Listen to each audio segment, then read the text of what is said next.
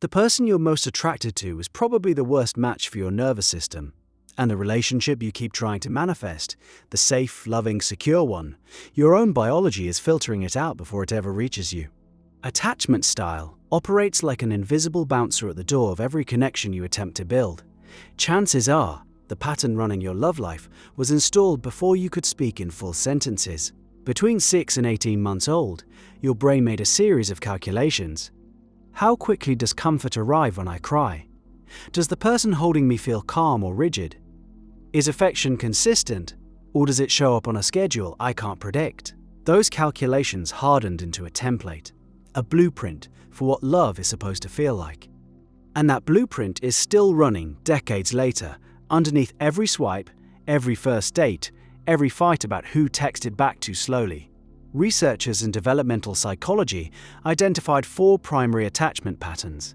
Secure attachment forms when caregiving is consistent and responsive.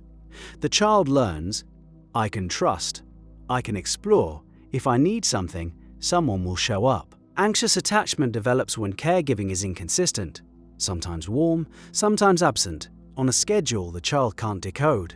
The lesson encoded is different. Love exists, but I have to work for it. I have to monitor for signs of withdrawal. Avoidant attachment crystallizes when the caregiver is emotionally unavailable. The child adapts by learning to suppress needs entirely. And disorganized attachment, the rarest and most painful, emerges when the source of comfort is also the source of fear. Each of these styles generates a completely different internal experience of desire. And that's where manifestation gets complicated. When people talk about manifesting a relationship, the underlying assumption is that clarity of desire plus emotional alignment equals attraction of the right partner. Feel the feelings of already having the relationship, hold the vision, release resistance. The framework sounds clean, but it collides with something messy. Your attachment system is in neutral about what the right partner means.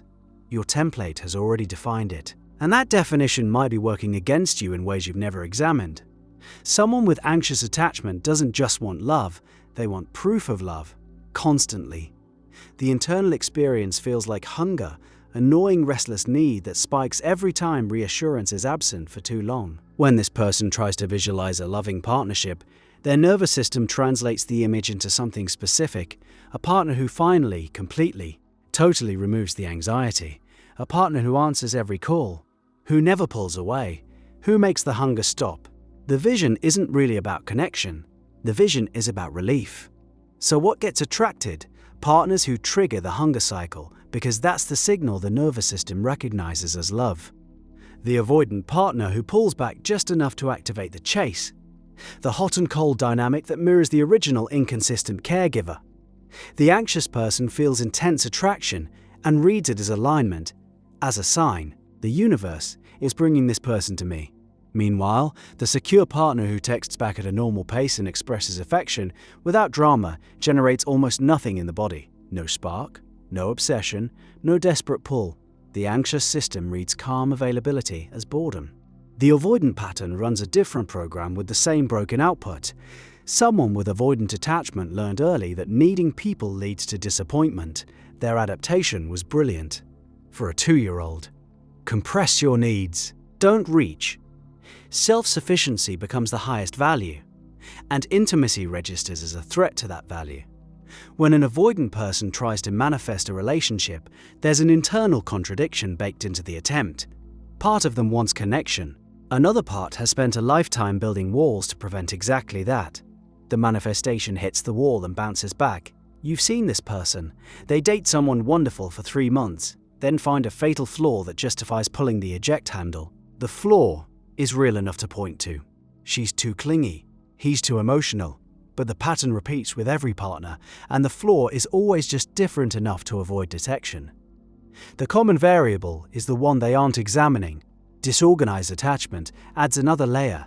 When your earliest template pairs love with danger, the body receives 2 simultaneous signals when intimacy approaches: move toward and move away. At the same time, the result is a push-pull cycle that confuses both the person and their partners. They crave closeness and then sabotage it the moment it arrives. They manifest a partner, then destroy the connection with behavior that looks irrational from the outside but follows an internal logic that's been running since infancy. So where does this leave someone trying to build a conscious, intentional love life? The first shift is understanding that your emotional state during visualization isn't a clean signal. It's a filtered signal. The filter was built by someone who couldn't read yet, based on a sample size of 1 or 2 caregivers. Feeling deeply aligned with a fantasy relationship might mean you're tapping into genuine desire, or it might mean you're resonating with a woo pattern that feels like home, because it is home, your first home, your earliest definition of what love costs. The two feel identical from the inside. Researchers studying what's called earned secure attachment found something that reshapes this entire conversation. People who grew up with insecure attachment can develop secure functioning as adults. The template can be rewritten. The mechanism involves forming relationships, often with therapists, close friends, or secure partners that provide a new reference point. Slowly, the nervous system updates its predictions. Comfort without chaos starts to register as safe. Availability without drama starts to feel like enough. This process takes time. The body doesn't update on the same schedule as the mind.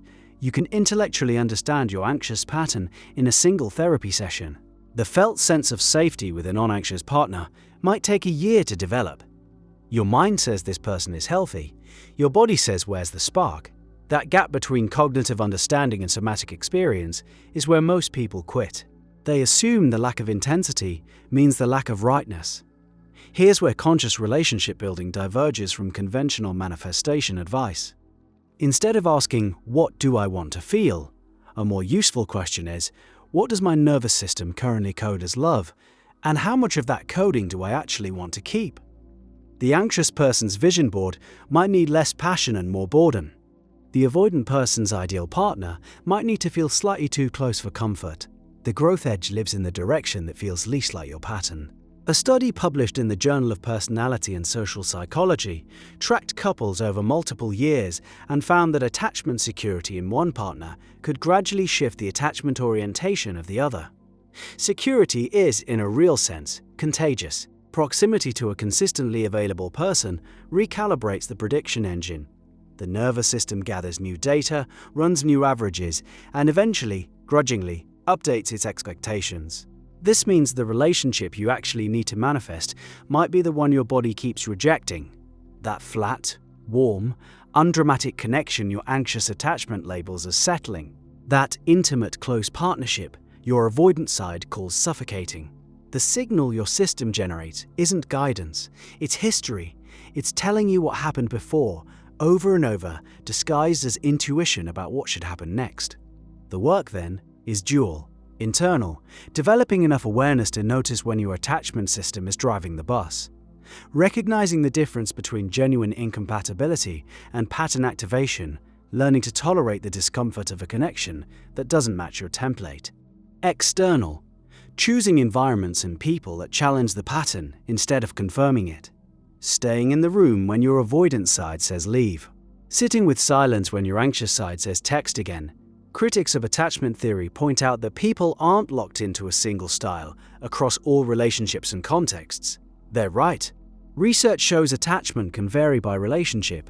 You might be secure with friends and anxious with romantic partners. Context matters.